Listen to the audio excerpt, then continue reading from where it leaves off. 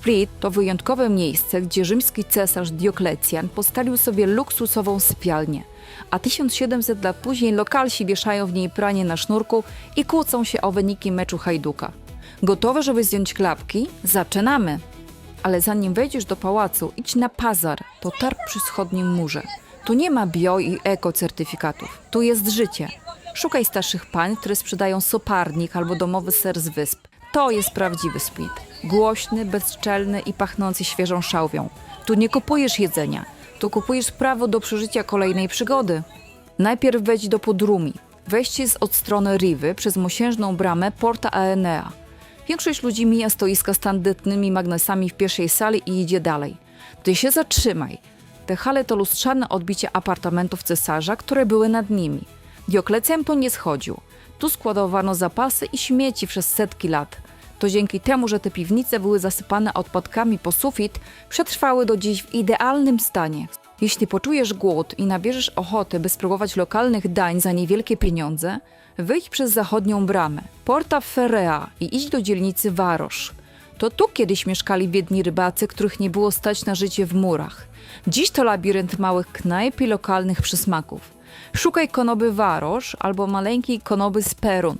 Na ulicy Szperun. Zamów bakalar albo srni rijot. Zjesz to na drewnianym stole w cieniu ściany, która pamięta więcej niż wszystkie podręczniki od historii. Po przepysznym lokalnym posiłku czas na odpoczynek. Żeby nie zwariować, musisz uciec na Marian, który lokalsi nazywają płucami Splitu. Wejdź po schodach z Varosz. Min pierwszy taras widokowy, gdzie wszyscy robią zdjęcia i idź dalej, w stronę kościoła świętego Jerzego, na samym cyplu. Znajdziesz tam stare pustelnie wmurowane bezpośrednio w klif. To tu ludzie uciekali od zgiełku miasta już w średniowieczu. Usiądź tam, popatrz na wyspy Brać i Szolta.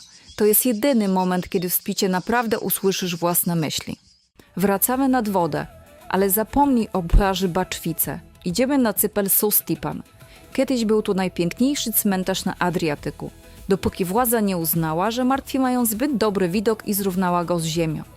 Został tylko mały pawilon i ta niesamowita cisza. Usiądź na klifie i spuść nogi nad przepaścią. Pod tobą rozbijają się fale, przed tobą tylko otwarte morze. To idealne miejsce na kawę z termosu, kiedy chcesz usłyszeć dźwięki natury.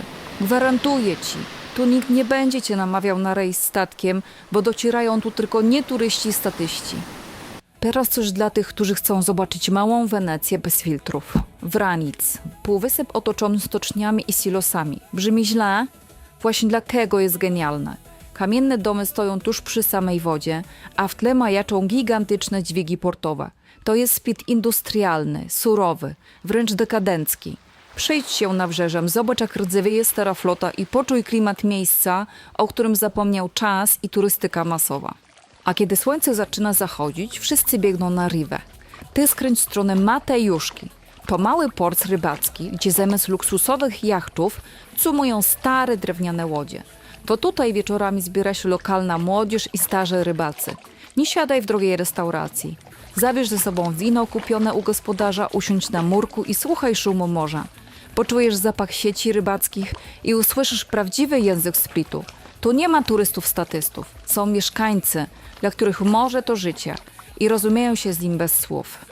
Na koniec wróć do pałacu nocą. Wejdź w dzielnicę zwaną Get. Szukaj baru Charlie's Backpacker albo małych dziur w ścianie na ulicy Dominisowa.